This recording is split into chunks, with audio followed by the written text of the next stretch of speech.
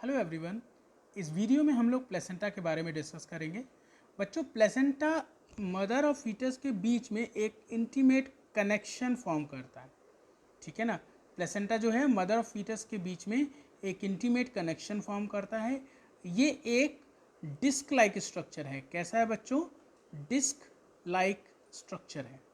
ठीक है, अगर आप इसको देखोगे तो कुछ इस तरह का दिखाई देगा। फिर पूछा जाता है ये जो आपका प्लेसेंटा, इसका रोल क्या है। पहली बात क्या समझी? ये मदर और फीटस के बीच में इंटीमेट कनेक्शन बनाएगा, मतलब बहुत क्लोज कनेक्शन बनाएगा। कैसा होगा? डिस्क लाइक होगा, इस तरह का। इसमें ये हेल्प क्या करता है भाई? जो होने वाला बेबी है, मतलब एम्ब्रियो है, जो फीटस है, उसको नरिशमेंट चाहिए। वो कहाँ से मिलेगा? मदर से। किसके थ्रू? प्लेसेंटा के थ्रू। उसको नरिशमेंट चाहिए, प्लेसेंटा के थ्रू मिलेगा। गैसियस एक्सचेंज, गैसों का एक्सचेंज होना है। O2 आएगी, CO2 जाएगी, वो भी किसके थ्रू होगा? प्लेसेंटा के थ्रू होगा। ठीक है। डिफेंस प्रोवाइड करता है प्लेसेंटा। इकलौता एंटीबॉडी है IgG, gamma immunoglobulin. Gamma immunoglobulin एक एंटीबॉडी है जो प्लेसेंटा को क्रॉस करके फीटस में जा सकती है, और कोई एंटीबॉडी नहीं जाती है। और एंटीबॉडी काम है डिफेंस, मतलब रक्षा करना आने वाले एंटीजन से। तो ये जो है आपका प्लेसेंटा, इसके थ्रू IgG एंटीबॉडी फीटस में जाती है, जिससे उसे डिफेंस मिलता है। उसके अलावा जो वेस्ट मटेरियल है उसका एक्सक्रीशन कराना होता है, उसमें भी हेल्प कौन करेगा? प्लेसेंटा। तो प्लेसेंटा मदर और फीटस के बीच में इंटीमेट कनेक्शन बनाएगा, डिस्क लाइक होगा, हेल्प करेगा गैसियस एक्सचेंज में, न्यूट्रिशन में, डिफेंस में एंड एक्सक्रीशन में। इसको टेम्पररी एंडोक्राइन ग्लैंड कहते हैं। ऐसे ही मैंने आपको बताया था ओवरी में टेम्पररी एंडोक्राइन ग्लैंड थी, कौन? Corpus luteum. तो टेम्पररी एंडोक्राइन ग्लैंड क्यों कह रहे हैं? एंडोक्राइन ग्लैंड इसलिए क्योंकि हार्मोन बना रहा है। ठीक है। कौन से हार्मोन बनाता है? जैसे आप बताओगे, एक आपने पढ़ा था प्रोजेस्ट्रॉन, स्मॉल अमाउंट में प्रोजेस्ट्रॉन ये बनाएगा। ठीक है, प्रोजेस्ट्रॉन हो गया। एस्ट्रोजन भी बनाता है ये, प्रोजेस्ट्रॉन हो गया, एस्ट्रोजन हो गया। उसके बाद रिलैक्सिन हो गया, एंड रिलैक्सिन के बाद बात आती है CRH, corticotropin releasing hormone, corticotropin releasing hormone. उसके बाद HCG, human chorionic gonadotropin hormone, HCG, human chorionic gonadotropin hormone, ये भी ये बनाएगा। ठीक है। उसके बाद HPL, ह्यूमन प्लेसेंटल लैक्टोजन। क्या नाम है? Human placental lactogen. ये कुछ हार्मोन बना रहा है, इसलिए इसको एंडोक्राइन ग्लैंड कह रहे हैं। और ये केवल प्रेगनेंसी के टाइम पे होता है, थ्रू आउट द लाइफ नहीं होता, इसलिए टेम्पररी बोल रहे हैं। क्या काम है इनका, अभी थोड़ी देर में बताता हूँ। ह्यूमन का जो प्लेसेंटा है, कहा जाता है वो हीमोकोरियल है, वो मेटाडिस्क्वाइडल है, वो डेसिडुअस है। क्या मतलब है इसका?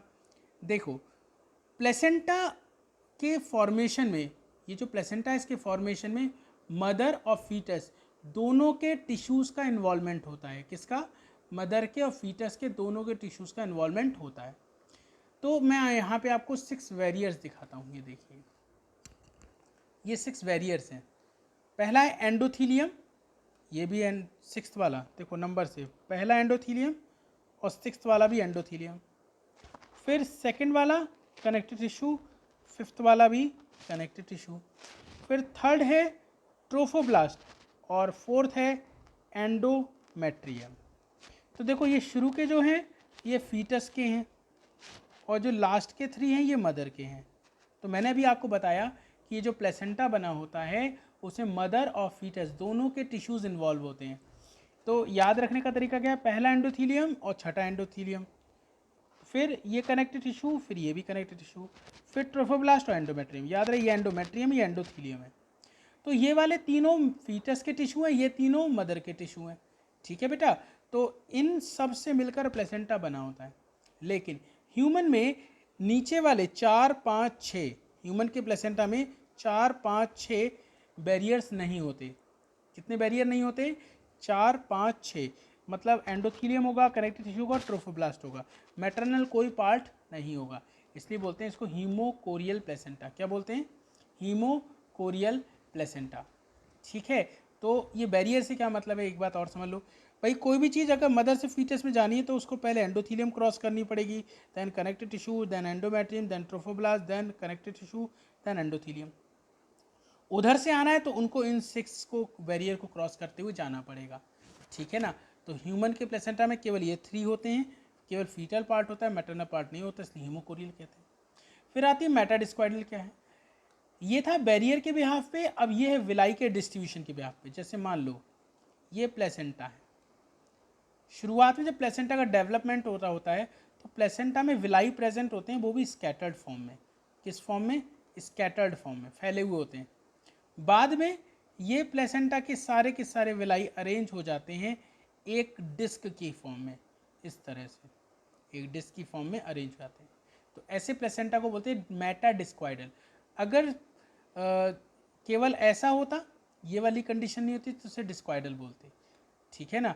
हमारा कैसा है? मेटाडिस्क्वाइडल, मतलब पहले विलाई कैसे होते हैं? स्कैटर्ड, बाद में विलाई कैसा हो जाते हैं? डिस्क में अरेंज हो जाते हैं। फिर बात आती है हमारे प्लेसेंटा को डेसिडुअस क्यों कहते हैं? तो आप बताओगे डेसिडुअस इसलिए कहते हैं क्योंकि जब चाइल्ड बर्थ होती है तो उस समय प्लेसेंटा भी बॉडी से बाहर आ जाता है, फीमेल की बॉडी से, ठीक है। जब मैंने बताया था आफ्टर बर्थ में जब प्लेसेंटा बाहर आएगा, जब बेबी बाहर आएगा तो उसके साथ अम्बिलिकल कॉर्ड, प्लेसेंटा, एंडोमेट्रियम का भी कुछ पार्ट बाहर आ जाएगा। तो क्या हुआ? अम्बिलिकल कॉर्ड भी बाहर आ रही है और प्लेसेंटा भी बाहर आ रहा है, और जो डेसिडुआ मैंने पढ़ाया था आपको वो भी बाहर आएगा, ठीक है। इसलिए डेसिडुअस बोलते हैं। नहीं आता है अगर डेसिडुआ बाहर तो उसे नॉन डेसिडुअस कहेंगे। ये भी आगे समझें। अब ये हार्मोन देख लेते हैं। प्रोजेस्टेरॉन, एस्ट्रोजन, रिलैक्सिन हम पीछे पढ़ चुके हैं, इनके बारे में बात करते हैं।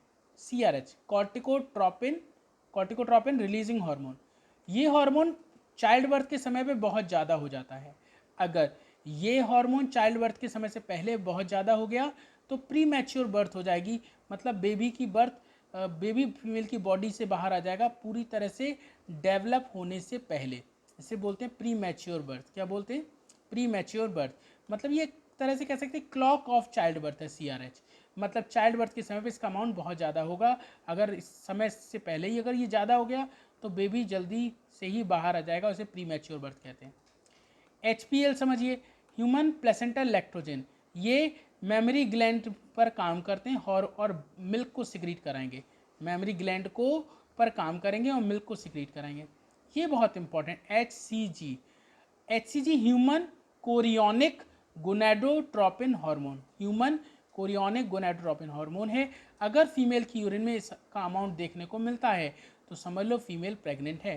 प्रेगनेंसी टेस्ट में HCG का इस्तेमाल होगा। फिर से देख लो कैसे हो रहा है प्रेगनेंसी में। भाई देखो होता क्या है कि आपने देखा होगा शिल्पा शेट्टी का एक ऐड आता है प्रेगा न्यूज़ का, तो उसमें क्या करते हैं, जो फीमेल होती है वो अपनी मॉर्निंग की फर्स्ट यूरिन को उस डिवाइस पे डालती है। तो अगर उसमें HCG होता है तो वो उसमें पॉजिटिव दिखाई थी, मतलब वो प्रेग्नेंट है, ठीक है। तो ये हमारा हो गया। और इस टेस्ट का नाम होता है HCG के थ्रू प्रेगनेंसी टेस्ट करने को बोलते हैं ग्रेविडेक्स टेस्ट। क्या नाम होता है? ग्रेविडेक्स टेस्ट। इतनी बात समझ में आ गई। इसके आगे अगले वीडियो में देखेंगे।